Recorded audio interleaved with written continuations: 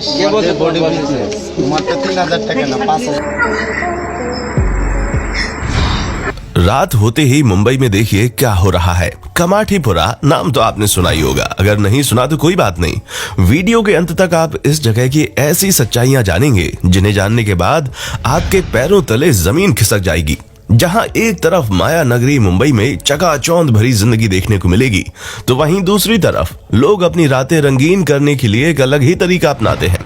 तो चलिए आज आपको मुंबई की उस बदनाम गली में लेकर चलते हैं जहां जाने के बाद अच्छे खासे शरीफ लोगों का ईमान बिगड़ जाता है। लेकिन दोस्तों, वीडियो शुरू करने से पहले आपसे एक छोटी सी रिक्वेस्ट है कि अगर आपने हमारे चैनल फैक्ट मंत्रा को अभी तक सब्सक्राइब नहीं किया तो बिना देर किए चैनल को सब्सक्राइब कर लें और इसी तरह की वीडियोस को लगातार देखते रहने के लिए बेल आइकन को प्रेस करना ना भूलें। भारत की आर्थिक राजधानी मुंबई, जिसे माया नगरी के नाम से भी जाना जाता है, ये एक ऐसा शहर है जहां लोग अपने सपने पूरे करने के लिए आते हैं। तभी तो हर साल लाखों लोग इस शहर में इस उम्मीद से आते हैं कि उनकी जिंदगी बदल जाएगी। पर यहाँ आने के बाद या तो लोगों की जिंदगी पूरी तरह से संवर जाती है या तो हमेशा हमेशा के लिए बिखर जाती है।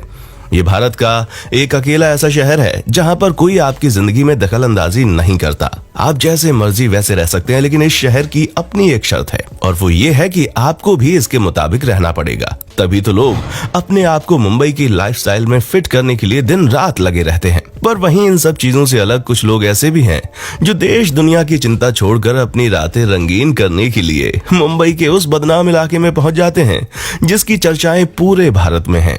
जी हाँ, आपने बिल्कुल सही समझा, हम कमाठीपुरा की बात कर रहे हैं। मुंबई के इस बदनाम इलाके को आज से कई सालों पहले लाल बाजार के नाम से जाना जाता था, जहां पर पहुंचते ही इंसान का ईमान बिगड़ जाता है। 500, 1000, 2000 के रेट में यहां पर जिस्म बेचा जाता है और उसे खरीदने वाले लोग बिना एक भी पल सोचे पैसा लुटाते हैं। बस आपके पास जेब में पैसा होना चाहिए, फिर ये जगह आपको किसी जन्नत से कम नहीं लगेगी।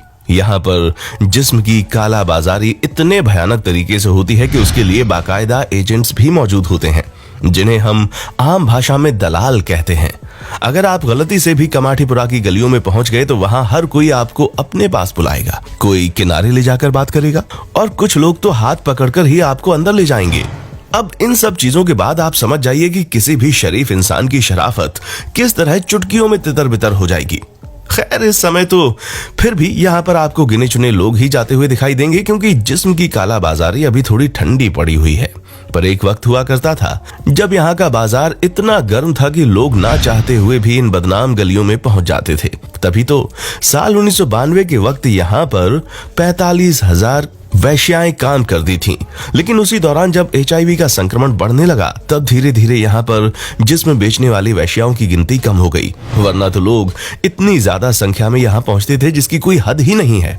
लेकिन HIV का संक्रमण जैसे ही बढ़ा, लोगों के अंदर मौत का डर सताने लगा।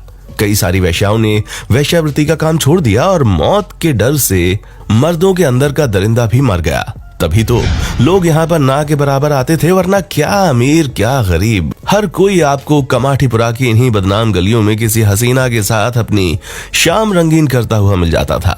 और उस समय डॉन वगैरह भी बहुत ज्यादा हुआ करते थे मुंबई में। उनमें से अधिकतर लोगों की रातें इसी रेड लाइट एरिया में बीतती थीं। पर संक्रमण ने सभी के दिमाग ठिकाने लगा दिए और यही वजह है कि 2009 में यहाँ पर काम करने वाली वैश्याओं की गिनती 45,000 से हटकर डायरेक्ट 1600 पर पहुंच गई। हालांकि अब हालात पहले जैसे वापस हो रहे हैं, जहां ना सिर्फ वैश्याओं की गिनती बढ़ रही है बल्कि यहां आने जाने वाले लोग भी भारी मात्रा में इस जगह में इंटरेस्ट ले रहे हैं। तभी तो रात के वक्त कमाठीपुरा की गलियां रोशनी से चकाचौंध हो जाती हैं। पर यहाँ की चकाचौंध के पीछे एक घना अंधेरा छुपा हुआ है और वो ये है कि यहाँ काम करने वाली अधिकतर महिलाएं जोर जबरदस्ती से यहाँ लाई जाती हैं। जी हाँ, आप जिस तरह नाटक और फिल्मों में देखते हैं कि कैसे महिलाओं को बहला फुसलाकर बड़े शहर का वादा दिया जाता है और फिर लाकर यहाँ बेच दिया जाता है, असल में पूरे भारत के अलग अलग कोनों से छोटे शहरों की लड़कियों को पहले बहला फुसलाकर कभी काम देने का बहाना बनाकर यहाँ पर लाया जाता है, तो कभी उनसे शादी करके उनको फंसा लिया जाता है और फिर यहाँ लाकर 5,000 से 10,000 में बेच देते हैं, जिसके बाद उन लड़कियों की जिंदगी पूरी तरह से तबाह हो जाती है और उन्हें वैश्यावृत्ति करने के लिए मजबूर किया जाता है। पहले तो दलाल इन लड़कियों को पैसों का लालच देते हैं और फिर अगर वो नहीं मानती तो उन्हें बेहोशी के इंजेक्शन दिए जाते हैं, जिससे उन्हें कोई फर्क ही नहीं पड़ता कि उनके साथ क्या हो रहा है। और ये चीज कई सालों से यहाँ पर होती आ रही है।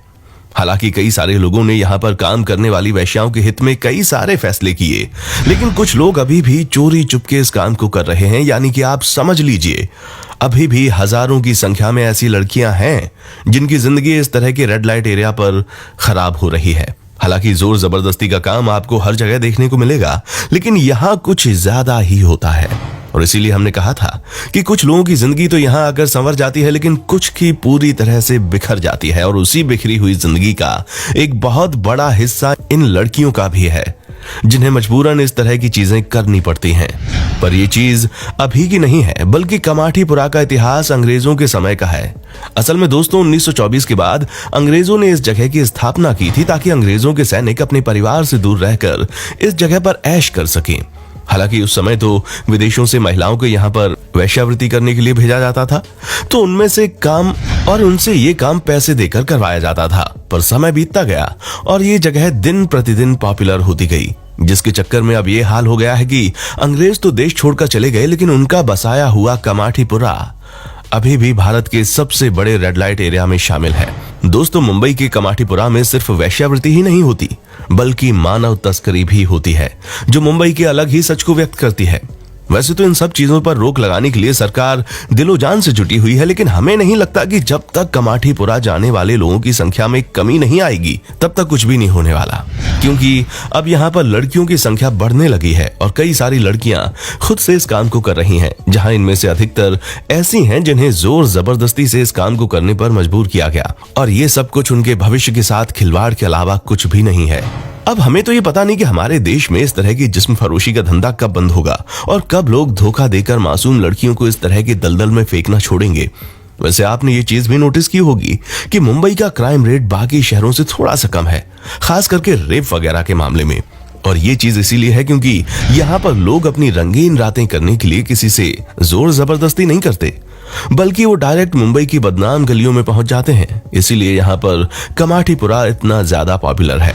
बाकी आपका इसके बारे में क्या कहना है और आप इन चीजों को किस तरह से देखते हैं, उसके बारे में हमें कमेंट करके जरूर बताइए।